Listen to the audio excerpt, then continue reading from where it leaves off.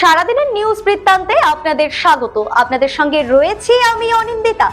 দেশ থেকে রাজ্য, শহর থেকে গ্রাম, দিনের গুরুত্বপূর্ণ খবর নিয়ে শুরু করছি সারাদিনের নিউজ বৃত্তান্ত।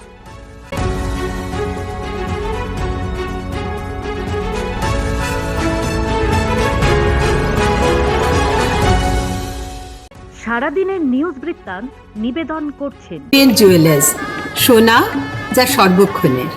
Agnishwar jewellers, NS road, Raiganj. Shri Dhaka jewellers, আভিজাত্যের গয়না। ত্রিনয়নী জ্যোতিষ কার্যালয়, শ্যামপুর মোড়, দেবীনগর, রায়গঞ্জ। নেশামুক্ত সমাজ করতে Raiganj unity foundation, Rupahar, Raiganj. North বেঙ্গলের সেরা সুপার স্পেশালিটি হাসপাতাল Jibanrekha. Spectrum health care diagnostics, Apollo clinic, এখন রায়গঞ্জে। শহর জুড়ে জমা জল, আবর্জনা সাফাই সহ একাধিক ইস্যুতে বৈঠক রায়গঞ্জ পুরসভায়। রবিবার বিকেলে এই বৈঠকে উপস্থিত ছিলেন সাংসদ কার্তিক চন্দ্রপাল, বিধায়ক তথা মন্ত্রী কৌশিক চৌধুরী, পৌর প্রশাসক তন্ময় ব্যানার্জি সহ পুরসভার বিভিন্ন আধিকারিক ও কর্মীরা। আজকের দিনের বৈঠক শেষে মন্ত্রী কৌশিক চৌধুরী জানান, শহর জুড়ে জল যন্ত্রণা সম্পর্কে তারা ওয়াকিবহল। দ্রুততার সঙ্গে এই সমস্যার সমাধানের চেষ্টা চলছে। নাগরিক পরিষেবা সচল রাখুন। সাফাই কর্মীদের উদ্দেশ্যে স্পষ্ট বার্তা তার।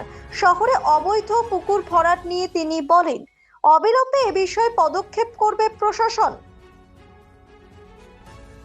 রায়গঞ্জের বিদ্রোহী মোড় সংলগ্ন যুবশ্রী কালীবাড়ি এলাকায় জল জমার সমস্যার প্রতিবাদে রবিবার সকালে পথ অবরোধ করেন স্থানীয় বাসিন্দারা। বাঁশ দিয়ে রাস্তা বন্ধ ও টায়ার জ্বালিয়ে বিক্ষোভ দেখান তারা। বাসিন্দাদের অভিযোগ, সামান্য বৃষ্টিতেই জল জমে বাড়িঘরে ঢুকে পড়ছে। নিকাশি ব্যবস্থার সংস্কার ও স্থায়ী সমাধানের দাবিতে সরব তারা। পরে পুলিশের আশ্বাসে অবরোধ তুলে দেওয়া হয়। রায়গঞ্জের বিটিহার নিমতলায় মর্মান্তিক দুর্ঘটনা। ছোট মামাতো ভাইকে বাঁচাতে গিয়ে নাগর নদীতে তলিয়ে মৃত্যু হলো 11 বছরের রাসেল শেখের। পরিবার সূত্রে জানা গিয়েছে, শনিবার স্নান করতে গিয়ে 8 বছরের সাজেদ আলী নদীতে তলিয়ে গেলে রাসেল তাকে বাঁচানোর চেষ্টা করে। সাজেদকে উদ্ধার করা হলেও স্রোতে ভেসে যায় রাসেল। রবিবার তার দেহ উদ্ধার করে ময়না তদন্তের জন্য পাঠিয়েছে পুলিশ। ঘটনায় শোকের ছায়া এলাকায়। প্রতিদিনের প্রতি মুহূর্তের খবরের আপডেট পেতে চোখ রাখুন নিউজ বৃত্তান্তের ফেসবুক পেজে। সাবস্ক্রাইব করুন নিউজ বৃত্তান্ত ইউটিউব চ্যানেলকে।